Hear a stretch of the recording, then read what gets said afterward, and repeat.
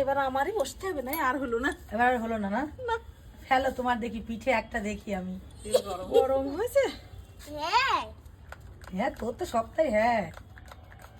আরে কি সুন্দর পিঠে ফুলে ফুলে উঠছে। নাও নাও, এসো, অনেক অনেক বড় পিঠে তো।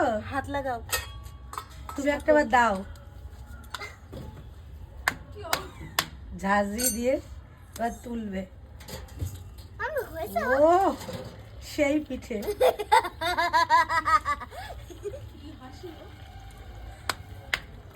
দারুণ হাসি তো ভাই।